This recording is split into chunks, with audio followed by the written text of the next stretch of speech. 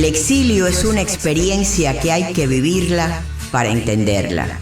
Es profunda desolación, es buscar una mano, un amigo cuando todo lo que conoces quedó atrás. En la década de los 60, cuando miles de cubanos huían del comunismo, fue la Torre de la Libertad la que abrió sus brazos y ofreció ese consuelo. Por eso queremos preservar las historias de quienes fueron recibidos por ella en el refugio. En esta serie celebramos al Miami-Dade College por preservarla y celebrar su centenario y su continuidad como museo de aquel faro que guió el camino de tantos.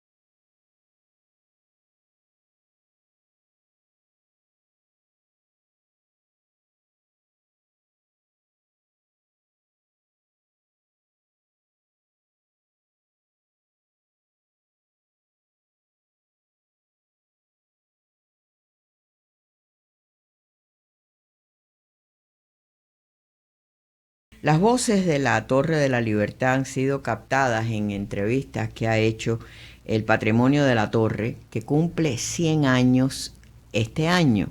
Y por supuesto que es una torre que hay que preservar porque es un homenaje al exilio, a las diásporas, no solo a la cubana que pasó por ahí, a todo aquel que por supuesto pasa por esa experiencia. Tengo en línea a Lilian López. Lilian es la presidenta de la Cámara Hispana de Comercio de la Florida.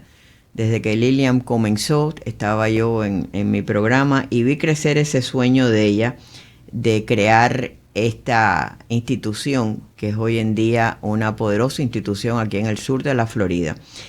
Y esto es un tributo también a alguien que como niña llegó allí con su familia y siendo una refugiada pues pudo también lograr sus sueños. Así que gracias Lilian por estar con nosotros. Minosca, qué bueno escuchar tu voz, que siempre te oigo en la radio y siempre recordando cuando estábamos en la fundación y ustedes me daban a mi jovencita la oportunidad de ir y conocer a Jorge Mascanosa, que paz descanse, que era una gran inspiración para todos, y todo sobre la causa de Cuba, con Roberto Martín Pérez, que en paz descanse, tu esposo, y siempre con ese cariño que tú y Martín Pérez me daban y les gustaba a ustedes como yo era tremenda, iba para acá y para allá y escribía para el periódico de García Cifredo y para las revistas dominicanas. Y de Latinoamérica, yo tenía siempre esa inspiración, ese deseo. Comenzaste aquel sueño de una cámara de comercio y te vi crecer y lograrlo. Así que cada vez que veo tus éxitos, pues me alegro mucho, Empezamos Lilian. de cero y mira, hace ya 30 años, sí, muy grande la organización. Lilian, Una de las 5 más grandes en Estados Unidos. Seguro, cuando uno piensa todas las familias que pasaron por allí, ¿no? El refugiado piensa que ese es su destino, no piensa que va a salir de una situación tan difícil. Cuéntanos qué fue para tus padres salir de Cuba en un momento donde inclusive no salieron directamente para los Estados Unidos, pudieron salir hacia México. Cuéntanos un poco de cómo fue ese comienzo. Imagínate que yo tengo los recuerdos, Ninosca, de que tendría como 3 añitos que llegamos a México y a mí me dio como un panic attack, que es decir que los niños, aunque son chiquitos, saben que algo no está bien. Claro. Y yo me acuerdo que yo empecé a respirar como que mi mamá me dijo, no, todo está bien, no pasa nada. Así yo recuerdo eso, de que empecé a darme un ataque de pánico porque me vi que estaba en un lugar que no era mi casa, que no estaba con mis juguetes, ni estaba en nada, y entonces me dio una cosa que tuvieron que tranquilizarme y eso nunca me olvidaré, que es una respiración muy agitada y así, wheezing como le llaman, muy mal, y eso fue el comienzo de saber que estaba en otro lado, en otra tierra que no era la mía. Y bueno, pues con el tiempo enseguida pudimos llegar a Miami y mi papá, imagínate un hombre que había hecho tanto, que él era un hombre que venía, él, como yo dije una vez en Miami-Dade College, en este nuestro Miami-Dade College, que me invitó el doctor Padrón a dar el discurso de los graduados de Hialeah Campus. Entonces mi papá estaba allí Y entonces ellos querían que yo hablara sobre cómo se puede superar las dificultades de la vida, que los jóvenes a veces piensan que cualquier tienes un percance y el percance ese ya es una tormenta muy grande para ti. Entonces en ese discurso yo incorporé y hablé en inglés, lógicamente, de mi padre, que yo dije que él era el más chiquito de 15 hijos, porque mi abuela, capaz de cáncer, tuvo 2 veces tuvo tuvo gemelos. Y entonces Pipo pierden de niño la finca, después va para La Habana y se empieza la familia de nuevo y él llega a ser un hombre que tiene negocios, que tiene propiedades y de pronto le quitan todo y viene a Estados Unidos a fregar platos. Porque hay Y que entonces entender que esa fue la salida de los cubanos. A mí me da risa cuando la gente no entiende que los cubanos llegaron aquí sin nada, les habían quitado nada, todo. Por eso un centro como el refugio que les exacto, daba asistencia médica, comida, y no es comida de que te daban una libreta que tú, con sellos que tú fueras a comprar donde tú quisieras, te daban una cajita donde había queso, leche en polvo, una carne de esas de spam, o sea, no era ningún paseo para nadie, pero cómo pudieron vencer todas esas dificultades y no se daban por vencidos. Pero para que la gente entienda que esa era la salida de los cubanos, que lo habían perdido todo, les habían quitado todo. eso. Entonces yo me acuerdo que yo dije eso. Entonces dije, mire, mi papá pasó por todo esto, así que ustedes son jóvenes pensando que vida más dura, tengo que estudiar, trabajar. Entonces el número de mi padre digo, Pipo, párate, por favor, para que te reconozcan, no la inglés. Se para con su guayabera, su sombrero, todo el mundo lo aplaude. Y entonces sigo yo el discurso en inglés, Ninoca. Y en eso, él sigue de pie, yo le digo en español, Pipo, ya te puedes sentar.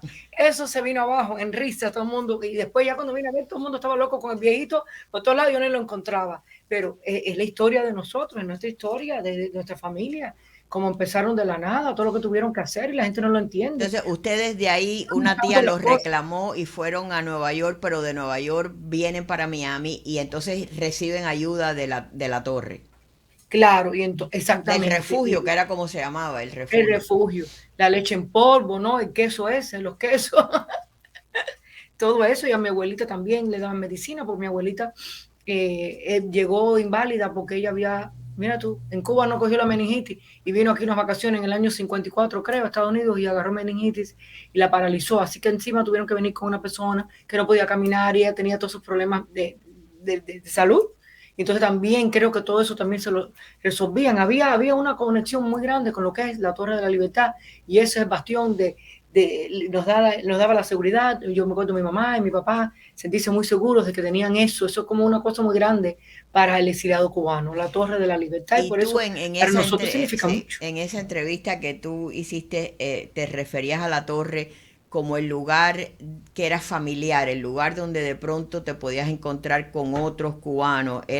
Se convirtió en un punto de encuentro. Ahí es donde los cubanos, yo digo, me río ahora porque digo, ahora que Era está como un tan de happy moda. hour, era Sí, como un el happy happy hour. hour, el networking, ¿no? Era Happy hour en la Torre de la Libertad. sí, un networking, ahí estaba la torre de la libertad sin que existieran los celulares. Pero Correcto, correcto, así era. Entonces se intercambiaban, hablabas y te encontrabas con personas a lo mejor que no tenías contacto, pero de Cuba ya llegaste aquí, ¿no? Y pediste contacto. Entonces reencontrabas personas, amigas tuyas allí. Y entonces eso le daba a la persona esperanza. Porque cuando tú tienes amistades y gente que tú vuelves a ver, tienes esperanza de otra vez recomenzar esa amistad, porque eso se quedó en cero. Todo el mundo salió y sin contacto, como dices tú, sin celular, sin manera de uno comunicarse con las personas, los amigos aquí. Lilian, que cuando tú pasas por Biscayne Boulevard, por ejemplo, y ves la torre, ¿qué es lo que te viene a la mente?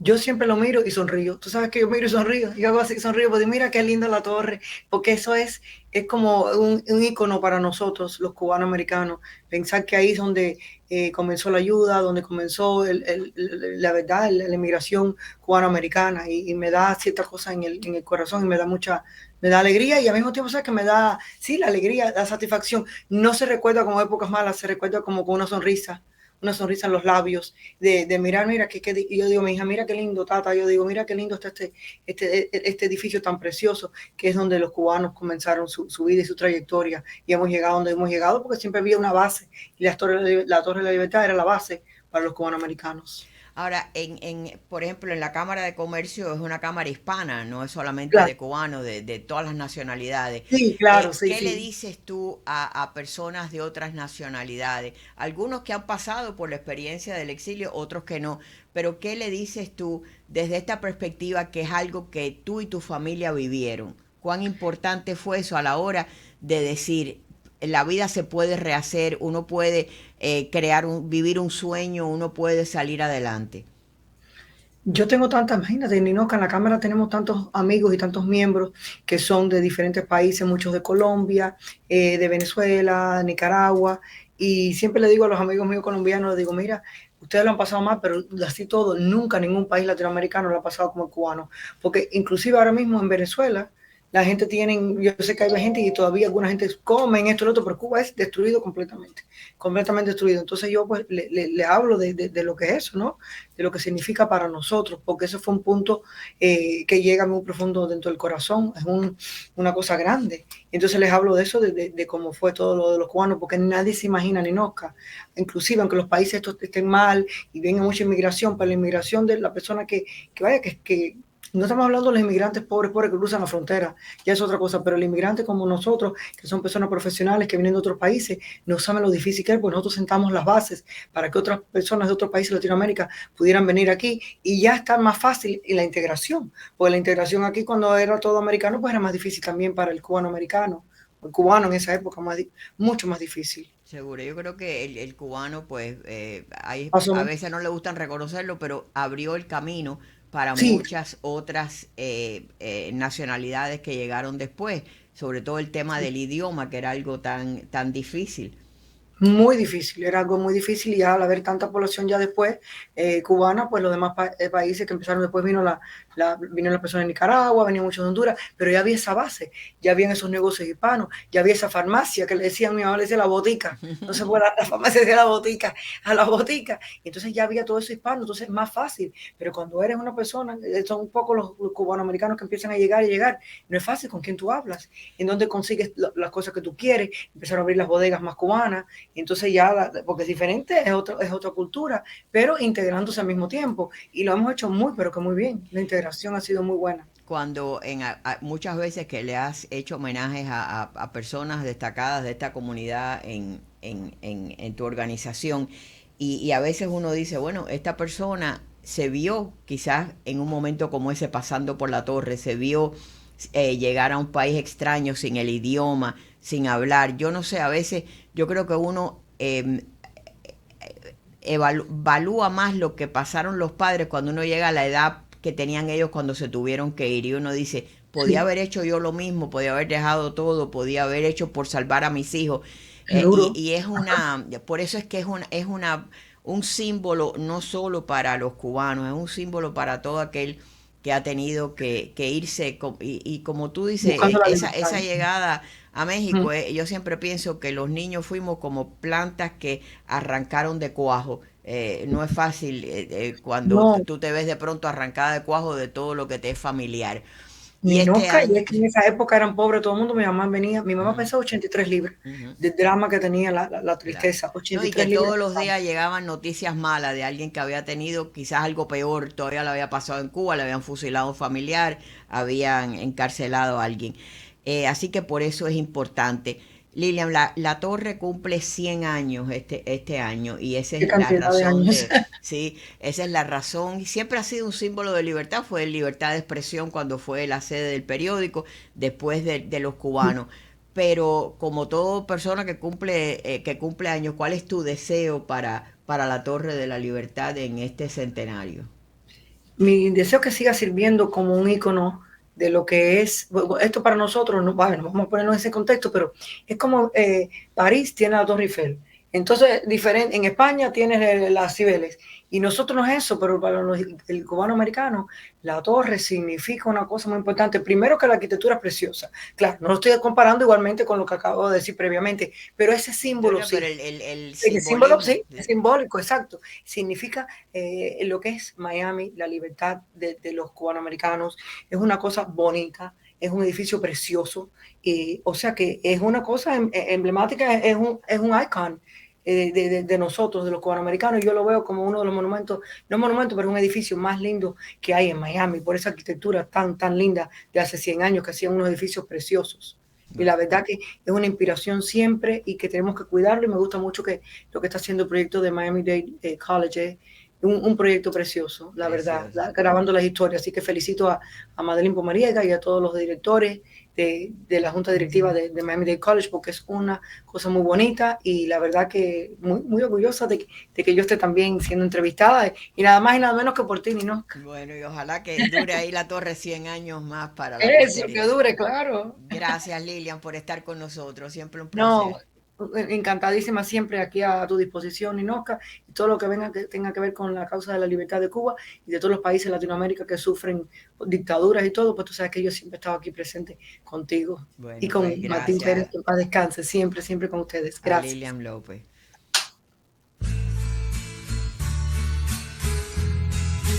El exilio es una experiencia que hay que vivirla para entenderla. Es profunda desolación, es buscar una mano, un amigo cuando todo lo que conoces quedó atrás. En la década de los 60, cuando miles de cubanos huían del comunismo, fue la Torre de la Libertad la que abrió sus brazos y ofreció ese consuelo. Por eso queremos preservar las historias de quienes fueron recibidos por ella en el refugio. En esta serie celebramos al Miami-Dade College por preservarla y celebrar su centenario y su continuidad como museo de aquel faro que guió el camino de tantos refugiados cubanos. Cuando salí de Cuba, dejé mi vida